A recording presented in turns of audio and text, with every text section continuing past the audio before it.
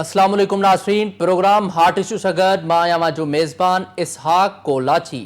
नाज़रीन, जीअं त पाण कल्ह बि डिस्कस कयो हुयोसीं शंघाई सहकारी तंज़ीम जे हवाले सां, ऐं इनखे थोरो असांजे बैकग्राउंड खे ॾिसूं त पाकिस्तान ऐं इंडिया जे विच में काफ़ी टाइम खां कन्फ्लिक्ट हले पियो, जंहिंजो कारण कश्मीर आहे, पर उहो अञा ताईं इशू रिज़ॉल्व न थी सघियो आहे, जंहिंजे करे ॿिनि पाड़ेसरी मुल्कनि जो जेको आहे पाण में कन्फ्लिक्ट आहे। कॾहिं होॾां झिड़पूं थियनि पियूं, कॾहिं हेॾां झिड़पूं थियनि पियूं, ऐं इहो जेको आहे तसलसुल इहो 76 सालनि खां जारी आहे। हिन वक़्त ताईं रिज़ॉल्व न थी सघियो आहे, पर कुझु हद ताईं अञा ताईं बि जेको आहे तासुब जी निगाह सां इंडिया ॾिसे थो पाकिस्तान खे, पर कुझु हद ताईं पाकिस्तान कोशिशि करे पियो कहिड़े न कहिड़े तरीक़े सां उन्हनि सां असांजो भाइराणो तालुक़ु थिए, ऐं लेकिन जेसि ताईं कश्मीर जो इशू रिज़ॉल्व नथो थिए तेसि ताईं पाकिस्तान ऐं इंडिया विच में हिकु मुमकिन नाहे या उमेद खणी चइजे उहा नाहे त उन्हनि विच में भाइराणो तालुक़ु थिए ऐं पाड़ेसरी जे हिसाब सां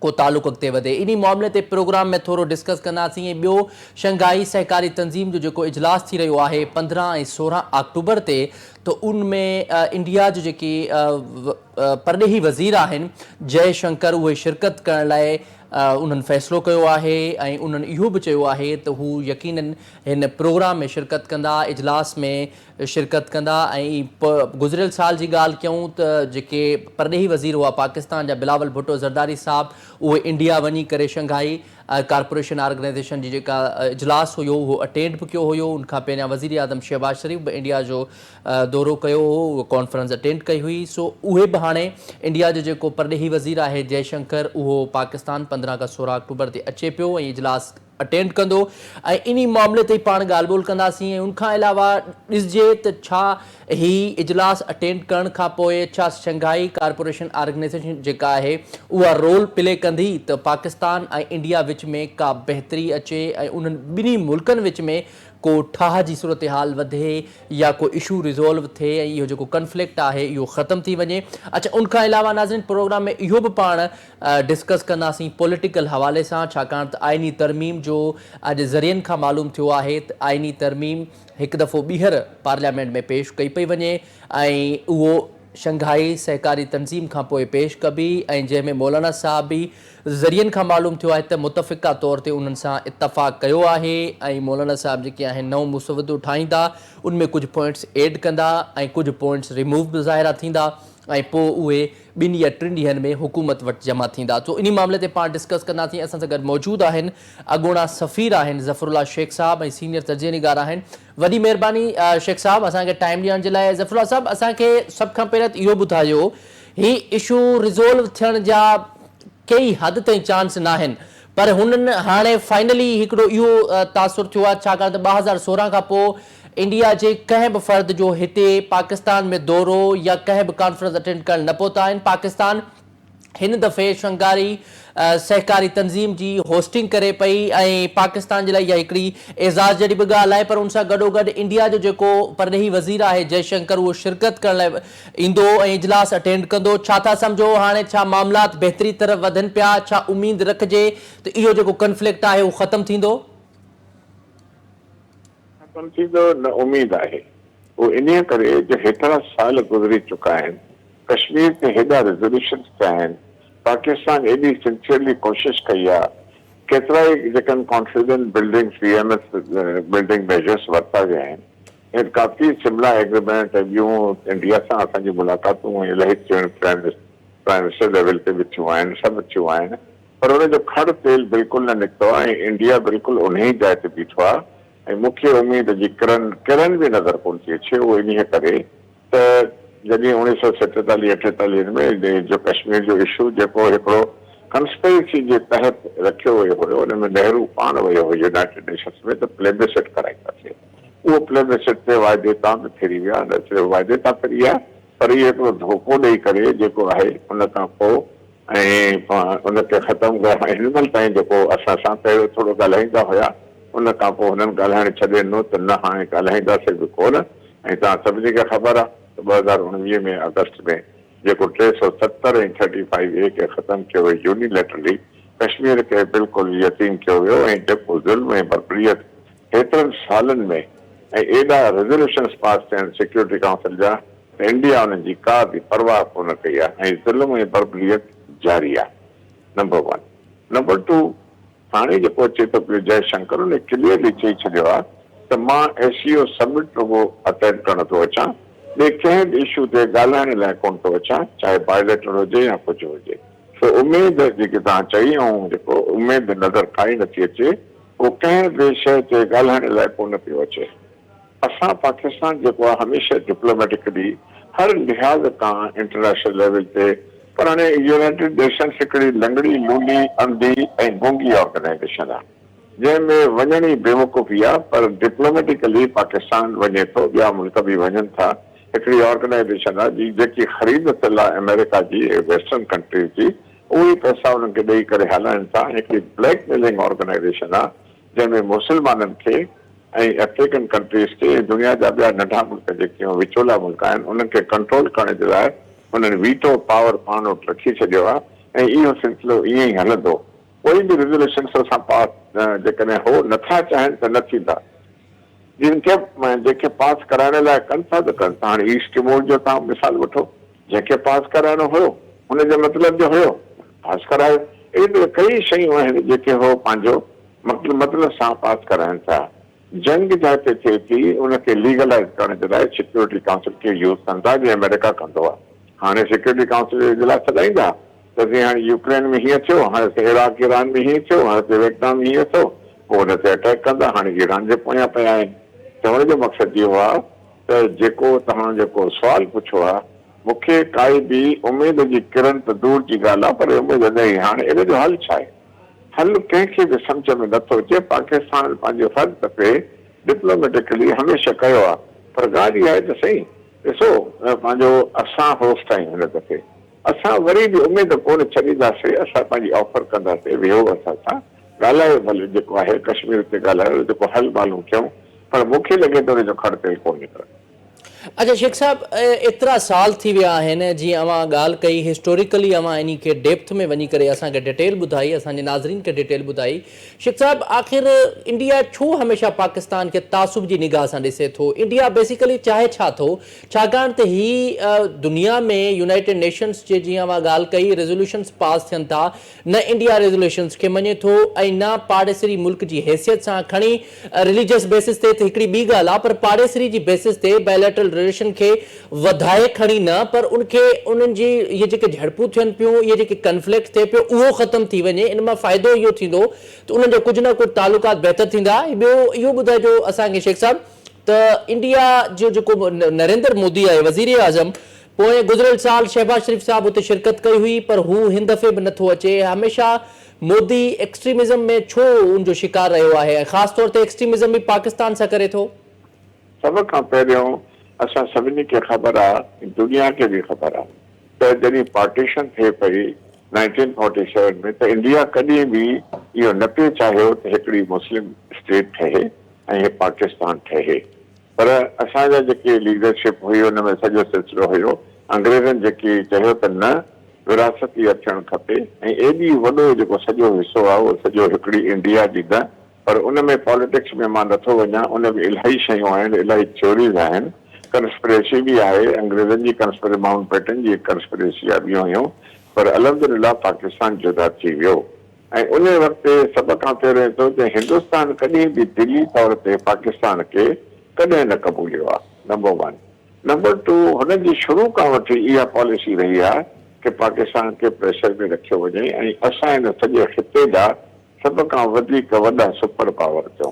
हाणे सुपर पावर थियण में इन में इन करे जो सभ खां पहिरियों सराउंडिंग में तव्हां ॾिसंदो, जेकॾहिं हुनजा वेझड़ाप में तव्हां ॾिसंदो त हिंदुस्तान में असां हुनजा इमीडिएट नेबर आहियूं। जेको पाकिस्तान अहिड़ो वॾो मुल्क आहे, इस्लामिक कंट्री आहे, हिन मथां अफ़गानिस्तान आहे, ॿिया वरी परियां मथां वरी ईरान आहे, वरी हिन पासे त हेठि वञे त गल्फ आहे। जेके नक्शे ते नज़र घुमाईंदो त इहो इंडिया जेको आहे हमेशह इहो चाहियो आहे त हेजमनी रहे हिन सॼे खिते में, रीजन में, हुन जो ई सॾु रहे।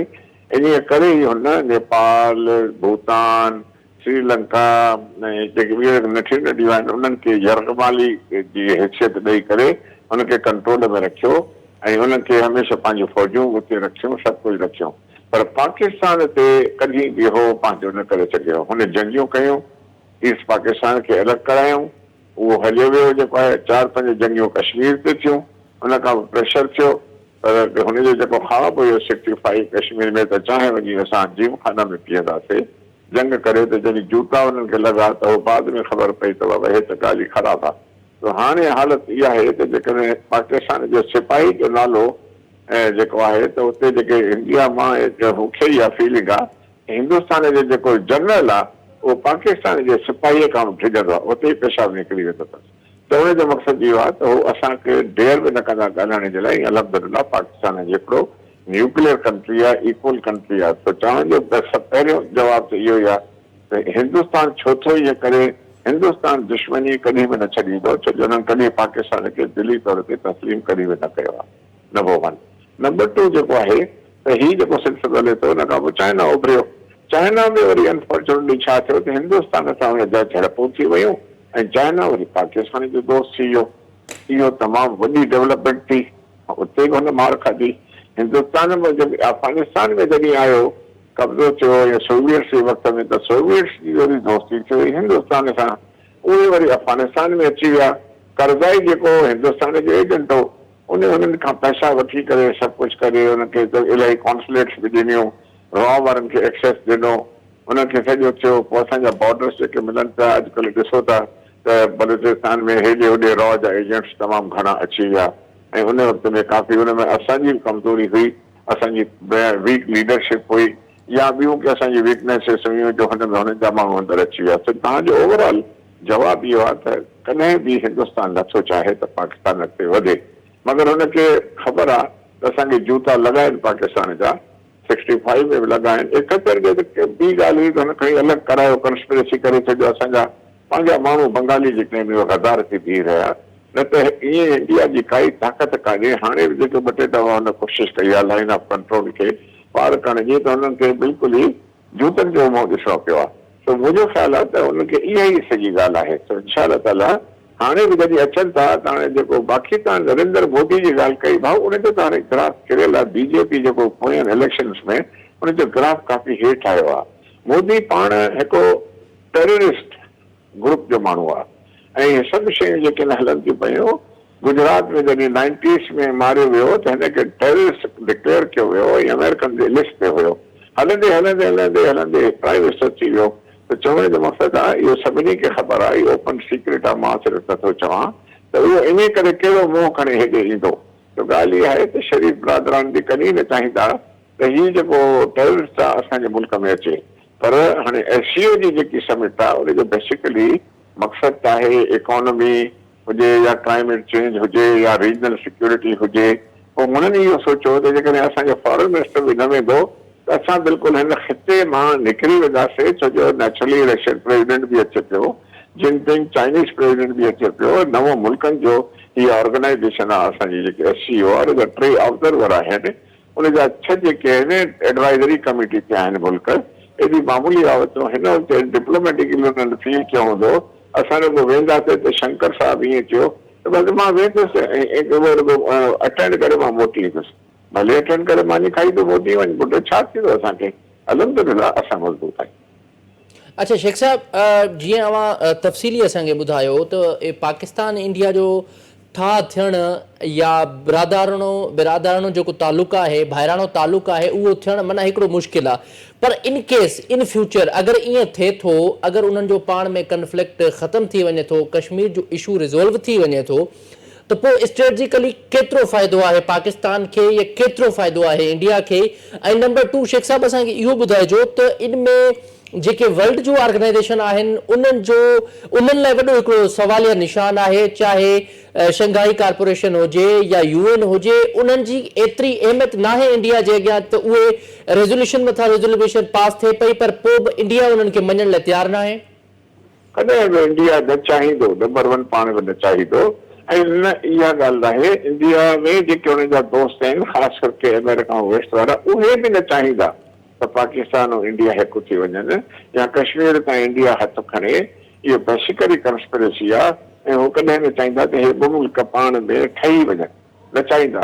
तो इन करे मुंहिंजो ख़्याल आहे जेको इहो तव्हांजो सुवाल आहे हिकदमि मां बिल्कुलु उनजी का पॉसिबिलिटी बिल्कुलु हिकिड़ी किरण बि नज़र नथी अचे हुनजी त हे वेही करे कश्मीर खे गिव अप कंदो फॉरेस्टर जेकॾहिं चए थो हलो ठीकु आहे असां 370 जो ख़तमु था कयूं 35 ए बि ख़तमु था कयूं ऐं कश्मीर जो करे प्लेबिसिट बि ॾियूं था हलो कश्मीर जो हिसो मिसाल जी ॻाल्हि जेको इम्पॉसिबल आहे पाकिस्तान ॾे अचे थो या इंडिपेंडेंट हिसो थिए थो या ॿी का समझौतो हुन ते थिए थो त इहे ॿाहिरियां मुल्क कॾहिं बि थियणु न ॾींदा ख़ासि करके अमेरिका जेको छॾियो उहे जेकॾहिं थियणु ॾींदा तव्हां ॾिठो हूंदो त रिसेंटली हाणे रशिया ऐं चाइना बि पाकिस्तान जे क़रीब अची रहिया आहिनि बैलेंस ऑफ पावर थोरो चेंज थी रहियो आहे बाक़ाइदे ऐं अमेरिका जेको आहे हुनजो पंहिंजो देश बि इकोनॉमिकली ऐं पॉलिटिकली कमज़ोर थी वियो आहे उते अॻे जेकी हिकिड़ी पार्टी ज़ोर सां खटंदी हुई रिपब्लिकन्स या डेमोक्रेट्स हाणे वञी विच ते वञी बीठा आहिनि विन विन मतिलबु 50-50 जो वञी नेक टू नेक फाइट लॻी पई आहे जिते किथे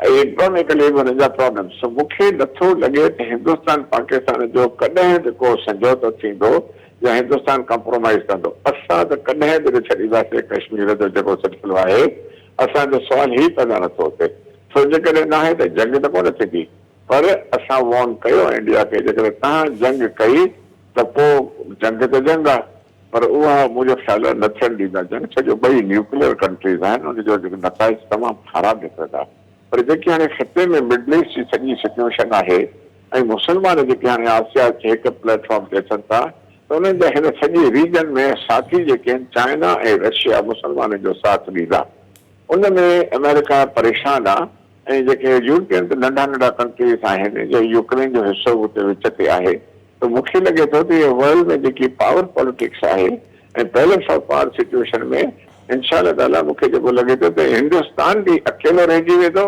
ऐं मूंखे लॻे थो त वेस्ट बि अकेली रहिजी वेंदी।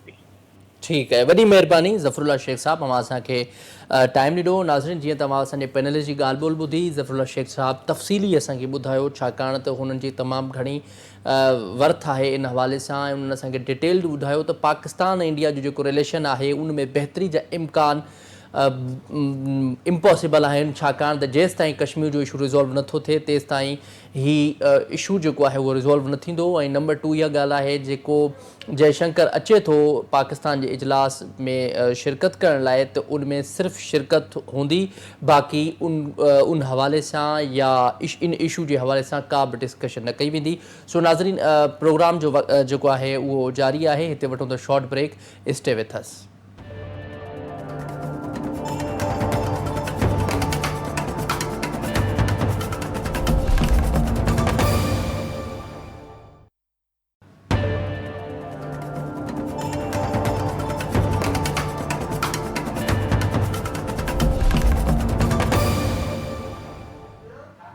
वेलकम बैक नाज़रीन प्रोग्राम में अव्हांखे हिकु दफ़ो ॿीहर भलीकार चऊं था नाज़रीन जीअं त आइनी तरमीम जे हवाले सां पाण मुख़्तलिफ़ प्रोग्रामनि में ज़िक्र पे कयो सियासी सूरत हाल जे हवाले सां ऐं सियासी सूरत हाल में हाणे जेको फाइनली जंहिं शइ जो इंतज़ारु हुयो त आइनी तरमीम कॾहिं ईंदी ऐं हाणे ज़रियनि खां इहो मालूम थियो आहे कल्ह ऐवान सदर में जेका ऑल पार्टीज़ कॉन्फ्रेंस हुई जंहिंमें मुख़्तलिफ़ पार्टियुनि हुते शिरकत कई जंहिंमें फ़लस्तीन जे हवाले सां हिकिड़ो स्टैंड वरितो वियो पर उन सां गॾोगॾु ई पॉलिटिकली मामलात बि डिस्कस हेठि आया जंहिंमें JUI सरबराह मौलाना फज़लुर रहमान सदर आसिफ ज़रदारी साहब बिलावल भुट्टो ज़रदारी साहब शहबाज शरीफ़ साहब ऐं मियां नवाज़ शरीफ़ साहब तक़रीबन हुते जेके पार्टी अॻवान आहिनि उहे मौजूदु हुआ ऐं उते हिकिड़ो इहो आइनी तरमीम बि डिस्कस कयो वियो उन ते त डिस्कस करण खां पोइ मौलाना साहब जेके आहिनि ज़रियनि खां असांखे मालूम थियो आहे त मौलाना साहब इतफ़ाक़ कयो आहे ऐं मौलाना साहब 2 या 3 ॾींहंनि में जेको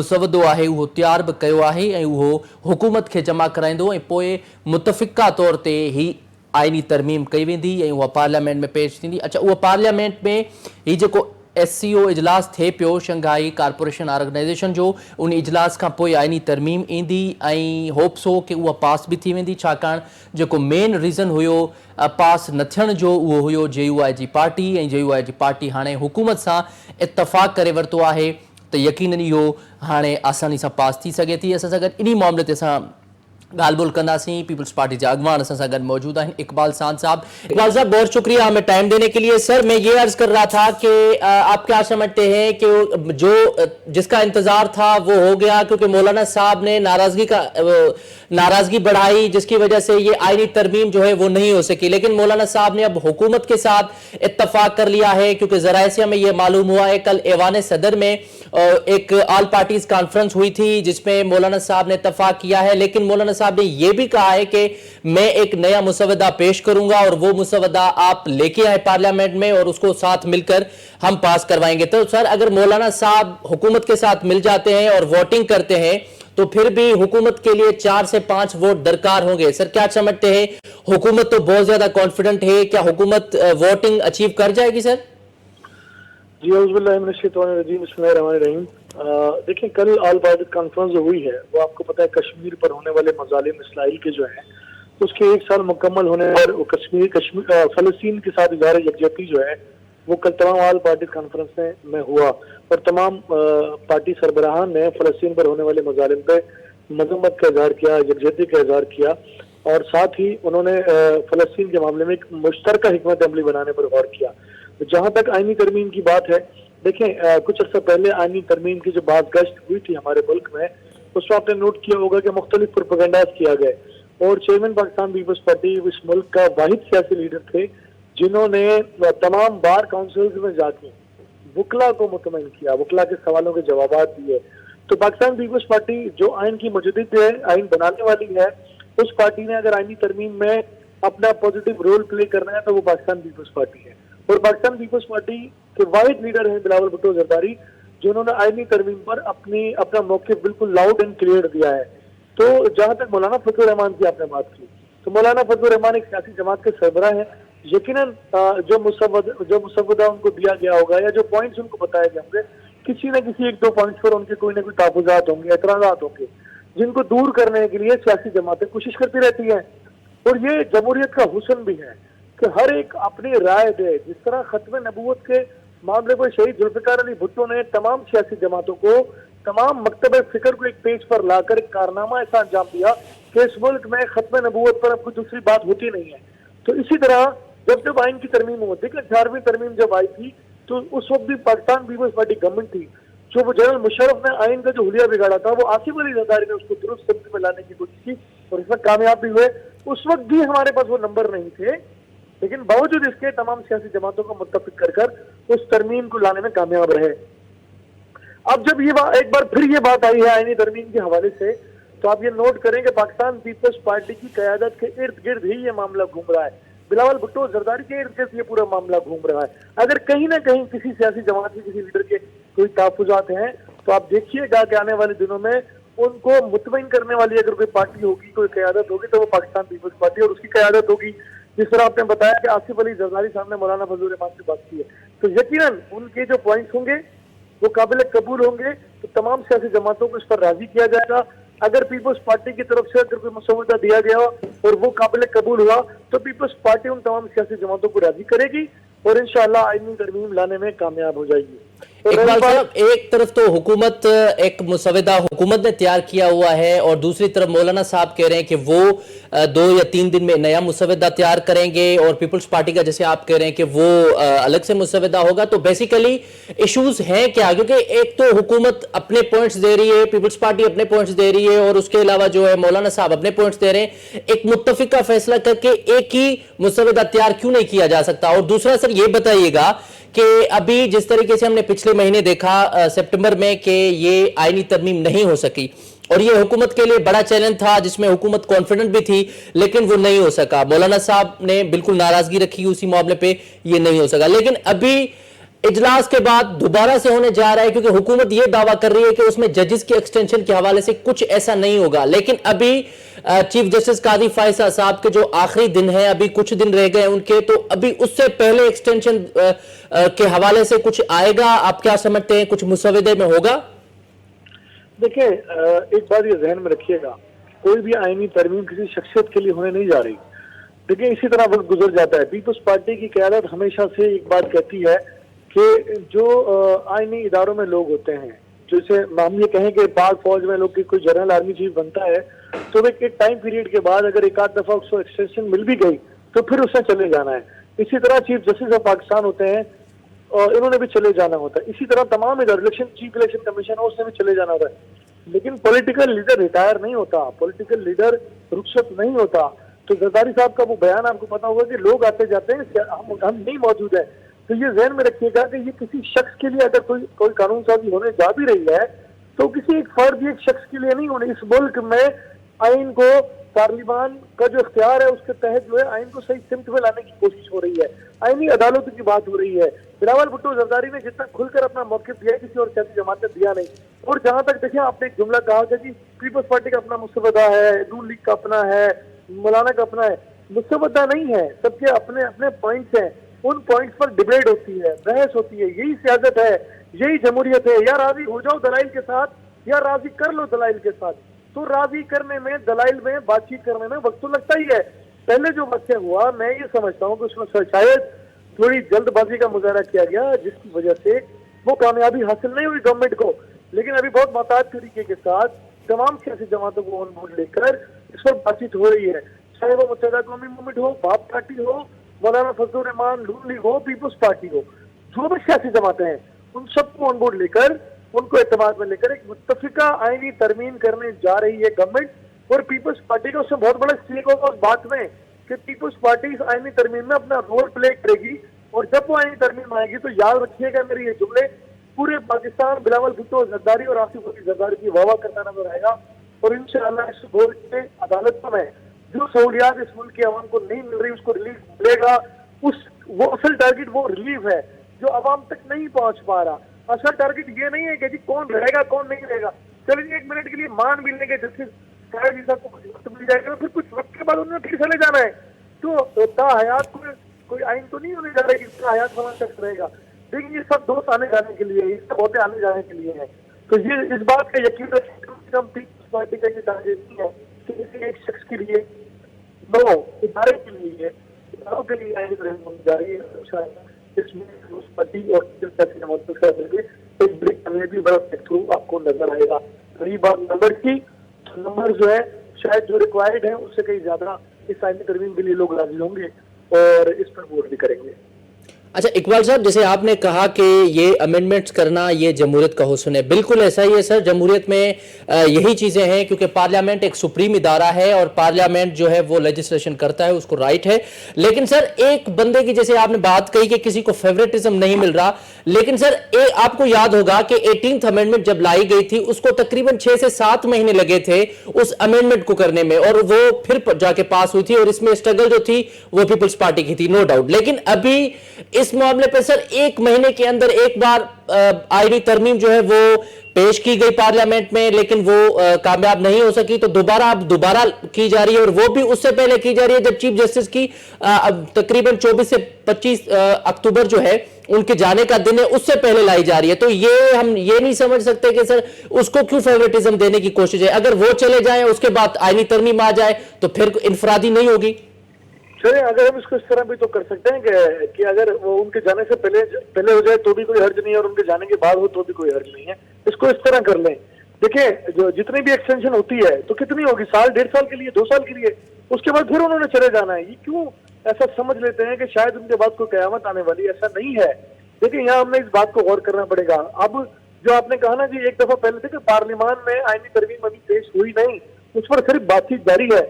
अगर पेश हो जाए और फेल हो जाए ना फिर तो बात है कि जनाब आईनी तरमीम पेश की गई और उसके नंबर पूरे नहीं हुए, हुकूमत को शिकस्त हो गई या हुकूमत की लाई जमातों को शिकस्त हो गई।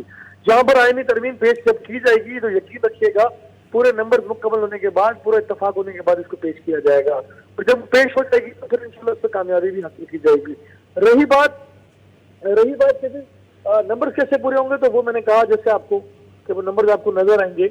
और पीपल्स पार्टी किसी फेवरेटिज्म के लिए नहीं जा रही। पीपल्स पार्टी आईनी अदालतों की बात कर रही है। हो सकता है आईनी अदालतों में फाइज ईसा साहब कहीं और हों और चीफ जस्टिस कोई और हो, ये भी पॉसिबल हो सकता है। ये भी पॉसिबल हो सकता है कि एक्सटेंशन मिले और ये भी पॉसिबल हो सकता है कि कुछ अरसे के लिए मिले, कुछ ना मिले। तो सारी बातें पॉसिबिलिटी पर है, उस पर बातचीत चल रही है।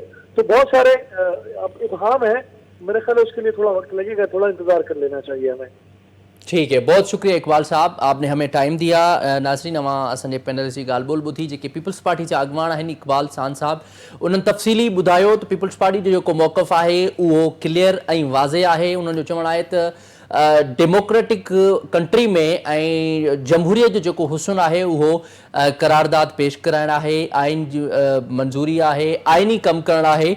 ऐं छाकाणि त पार्लियामेंट जो राइट आहे लेजिस्लेशन करणु, ऐं पार्लियामेंट हिकु सुप्रीम इदारो आहे, त उन हवाले सां उन्हनि असांखे तफ़सीली ॿुधायो। ऐं उन्हनि गॾोगॾु इहो बि ॿुधायो त जेकॾहिं मौलाना साहब एग्री थियनि था त उनखां पोइ जेके मिसिंग वोट हूंदा उहे बि मिली वेंदा। ऐं पीपल्स पार्टी इन मामले ते सदर साहब हुजनि या बिलावल भुट्टो ज़रदारी साहब हुजनि या पीपल्स पार्टी जेका क़यादत आहे, उन्हनि तमामु सुठो स्टैंड वरितो आहे। ऐं उहे जेके आहिनि जमहूरियत जे लाइ कमु कनि पिया, आइनी अदालतूं ठाहिण जी कोशिशि कनि पिया, छाकाणि त ॿियनि मुल्कनि में बि आइनी अदालतूं आहिनि ऐं सिर्फ़ु असांजे मुल्क में आइनी अदालतूं न आहिनि। ऐं आइनी अदालतुनि ते अपोज़िशन खे को बि जेको आहे नाराज़गी न हुजणु घुरिजे, को बि मुखालफ़त न करणु घुरिजे, छाकाणि त आइनी अदालतूं ठहणु ज़रूरी आहे। अवां उन्हनि जी पैनलिस्ट जी ॻाल्हि ॿोल ॿुधी, ऐं उनखां पहिरियां असां सां पैनलिस्ट जेके आहिनि उहे बि मौजूदु हुआ, ज़फ़रुल्ला शेख साहब, उन्हनि जो बि अवां मौक़िफ़ ॿुधो पाकिस्तान इंडिया जे रिलेशन जे हवाले सां। सो नाज़रीन, प्रोग्राम जो जेको वक़्तु आहे उहो पुॼाणी थो पहुचे। मूंखे ॾींदा इजाज़त, अल्लाह निगहबान।